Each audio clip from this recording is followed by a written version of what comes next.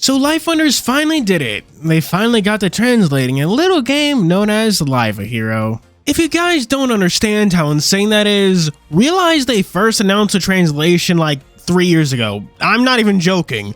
Most people assume they just dropped it. That aside, the translation is here, the first part at least, so I suppose it's time for me to give my first impressions, if I could. You see, I've been playing Live a Hero for ages, even though it's been untranslated. Look, I already have an account that I use extensively, so we're going to just kind of put that aside and handle this video from the standpoint of someone new. So it feels like a fair place to begin is with the newest thing about Live a Hero, that being the translation. In some ways, it's pretty extensive, but also oddly shallow in a lot of others. For example, a lot of benign stuff you wouldn't expect to be translated is translated. Stuff like character dialogue on the main homepage, pretty much every skill I checked, the menu and tutorials are also translated too. Even the character bubbles on the event screens are translated, which is fairly surprising because the rest of the event isn't translated at all. And you'd think they'd translate the story too, and to be fair, they did, but only part 1 of chapter 1. We do know they plan on translating more, but that'll happen all the way in April, which is quite a ways away. The translation we have now does genuinely help. You have no idea how much of a pain it was to just level up characters when you can't read shit. Even the daily missions are easier to do when you actually know what they're asking for. Granted, daily missions weren't that hard to begin with, although I do wish they could be done quicker. They don't take a long time like Dislight, but I just wish they could take like, a minute or less. I kinda forgot to get footage of me doing daily missions, but it's just doing 2 battles and 2 expeditions? I forget what they're called, but it's this screen. If you're familiar with Tokyo After School Summoners, then the general gameplay loop should be familiar to you. There's the main quest and the item grinding quest, but the vast majority of what you'll be doing are events that roll around every once a month or so, and you do get reruns of them. These events have entire stories to them and feature new characters alongside limited versions of old characters and all of that good jazz. I can't give you any good idea of what actually goes on in these event stories considering they are entirely untranslated, but it's really just a matter of time at this point considering further translations are confirmed. These events also come with a new Gacha banner for the new characters and whatever limited variants appear. Again, I'd like to remind you that reruns are a thing, so don't be too broken up if you don't pull the one you want. The Gacha system is fine. It's not exactly forgiving, and actually getting a max rarity unit is pretty hard, honestly. Certainly no XXL Woofia, that's for damn sure. Granted, this system doesn't really rely on dupes for characters to be useful, so getting just one is perfectly acceptable. Though I will say that getting that one will be worse than pulling teeth. Events also come with event quests, which come with their own limited items which can be spent in an event shop, which will actually make up the vast bulk of what you do in this game. The limited shop has some standard level up items, some gacha currency, and other stuff that's not too important but neat to have. This game does have an auto battle feature which I use liberally when it comes to grinding, but it doesn't have a skip battle feature which will always get under my skin. A thing I forgot to mention before are these things. I'm genuinely not sure what they're called because it's one of those half-translated things. These eggy things are part of another set of missions like your daily quest, and you can spend them to get rewards from their own shop. I think it's most useful as a way to get some units like Rexer, Publisher, and Asaki. There's no reason not to get the characters even if you don't really like them. They're essentially free, and there is an upper limit to how many of these egg things you can carry, so like, why not? The gameplay is honestly a huge step up from Life Funders' other game, Tokyo After School Summoners. The latter is a bad sliding block puzzle disguised as combat, while this one is a rather mid turn-based RPG. In Live a Hero, every character gets 3 skills, with a 4th being based on the sidekick you give them.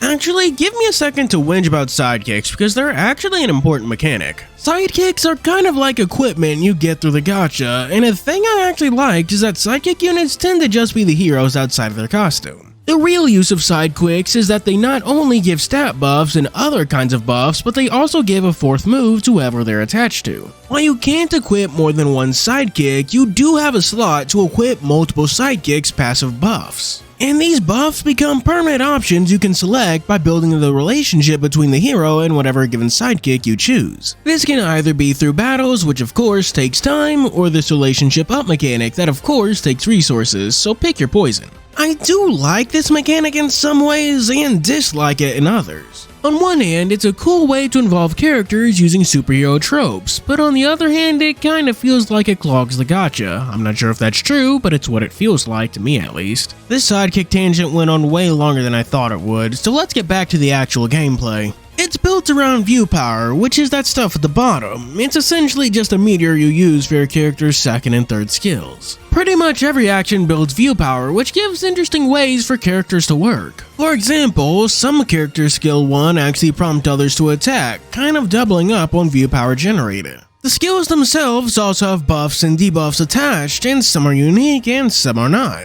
There's support skills and healing skills, and skills that attack and heal, and skills that give you another action if you have enough view power, and yada yada yada yada yada. I honestly find it to be fairly standard gacha fare. It's like a slightly more complicated Dislight or XXL Wufia if I'm being honest. The unremarkability of the combat does make it easy to get into since it's not complicated if you don't care, and if you do care it's similar to other combat systems in gacha games you've probably played before. The game does have bosses, and sometimes they do make me turn off auto battle much to my chagrin. It has an entire sub-mode dedicated to it with unique bosses of varying difficulties, and I will say that the harder battles are genuinely hard. Like, you'll have to turn off auto battle and actually pay attention to what the fuck is going on if you don't want to lose. Based on your performance, you also get a limited currency, which you can then spend at another limited shop for goodies and stuff. The last thing about battles I want to mention is that you can bring a support character, which functions pretty much the same way it does here as it does in Asamo. It's either from your friends list or random who was online recently, and you get the chance to add those randoms as your friends if you really like the unit. Now, moving on, let's actually address the meat of Live a Hero and why all you people are even thinking about playing it.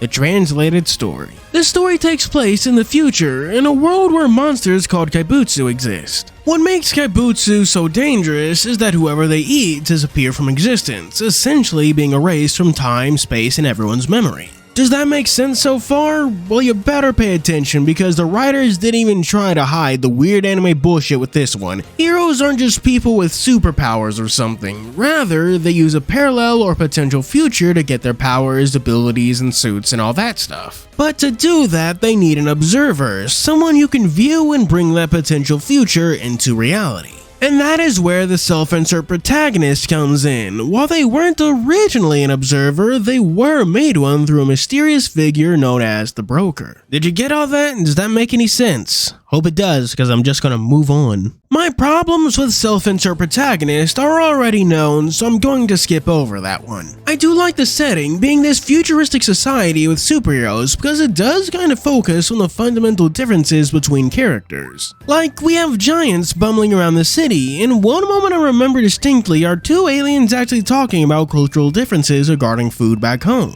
Like, yeah, that might be a common dish on their home planet, you can't see but I'm using air quotes for home planet, but they were born and raised on Earth, so they have no real connection to such cuisine. It's great to just see the way these aliens have kind of adapted and incorporated themselves into regular daily life. And then we get into the complexities of how the hero system actually works. Like that being a hero is kind of like being an idol or performer, or unless you're like one of the really big ones, like an S-class hero, it's usually something you do part-time. Which is just surreal to me. Like, imagine getting saved from a monster by a hero and then buying gas from the same motherfucker. It's not even really like they have secret identities, more like stage names if anything. Being a hero evidently just doesn't pay well, so I guess it's just like a day job or something. In fact, the hero agencies they're a part of actually tend to play a role in this, like teacher heroes having an entire group to themselves. And the way hero agencies actually make money is around brand deals and other public events and stuff like that. It's just fascinating world building to see how a society functions with superheroes and monsters thrown in. I do actually like how it incorporates the gameplay into the story writing too, like the path an observer opens gets stronger the more people see the hero. Thus, heroes often livestream their fights, giving a reason for view power to be a thing as well as the game's name, Live a Hero. I do like the characters, or what little we've seen of them so far with Chapter 1 Part 1 being focused on the baseball boy Akashi. I don't actually hate his character, his arc is all about him overcoming his fear of cameras and finding a reason for his dream. It's not bad in the slightest, but I just feel rather ambivalent about his character. He just didn't really resonate with me. Life Under's writing has always been pretty good, but if I had to name a favorite so far, it'd have to be Shoen the Tanuki. He's not that important, but I do like him being a teacher influencing his relationship with Akashi when he gives him advice. I can't really speak too much about the story since we've only had a tiny part of it translated, but if you've played Asamo, you're in for a pretty similar adventure. Like, even the controls for the story section are the same, where you can hold down to speed through things. And that is where I think I'll wrap things up for now. Not that I don't have more to say, but I do want to give fuller thoughts for when the translation is not in early access. So I suppose this is where we end the video. A bit of a limp ending, but I suppose that is your problem, not mine. We have Wolfrix, Makoides, Gernlefay, Choron, and Zora Chow, the Ruins of Ra. Thank you for watching. Do be sure to like and subscribe. As always, this is Furry signing out.